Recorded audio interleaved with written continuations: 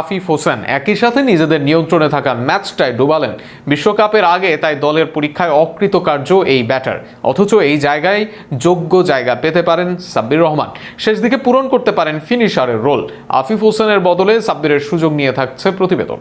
লিটন দাসের আউটের পর যখন নামলেন তখন জয় থেকে 117 রান দূরে বাংলাদেশ দল। শেষ 134 বলে এই রান করতে হতেও বাংলাদেশকে হাতে 6 উইকেট। এর আগে বাংলাদেশ ব্যাট করছিল সাবলীলভাবেই, এমনকি রান রেট বজায় রেখে করছিল ব্যাট। কিন্তু এরপর যেন ম্যাচটাকে নিজের দিকে ছিটকে দিলেন আফিফ হোসেন ধ্রুব।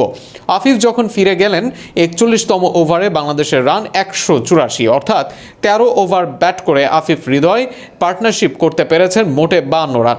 হৃদয় কার্যকরী ইনিংস খেলেছেন, 90-এর অধিক স্ট্রাইক রেটে করেন 55 রান, কিন্তু দলকে ডুবিয়ে যান আফিফ।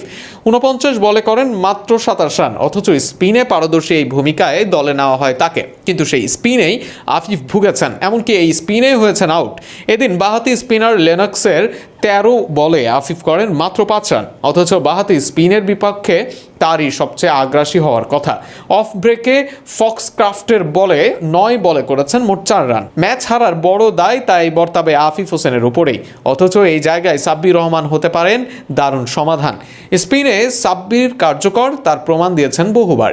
জাতীয় দলে এসেও নিজেকে প্রমাণ করেছেন। বিপিএল বা এনসিএল এ যখন স্পিন খেলেছেন সাবলীল লেগেছে তাকে। মিডল অর্ডারে এই সাব্বির আরও স্পিন ব্যাটার হিসেবেই ছিলেন। আরও এক কারণে আফিফের জায়গায় যোগ্য সাব্বির রহমান। স্পিনে দক্ষতার জন্য আফিফকে নেওয়া হয়েছিল।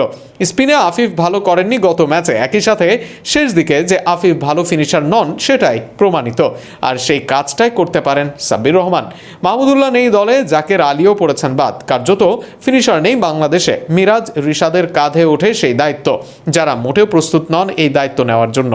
মিরাজ মিডল অর্ডারে স্বাচ্ছন্দ্য বোধ করেন, রিশাদ হিটিং পারলেও সেটা দীর্ঘস্থায়ী সমাধান নয়। সেখানে এবার তাই সাব্বিরের দিকে নজর দিতে হবে বিসিবিকে, আর সেটাই প্রত্যাশা করছে ভক্তরা। অনেকটা দ্বিতীয় সারির দল বাংলাদেশকে যেভাবে রিয়ালিটি চেক দিল, সেখানে তাই দল পূর্ণ গঠন নিয়ে ভাবতে হবে বিসিবিকে। সেখানে আফিফের বদলে সাব্বিরকে পরীক্ষা করার এটাই হবে উপযুক্ত সময়।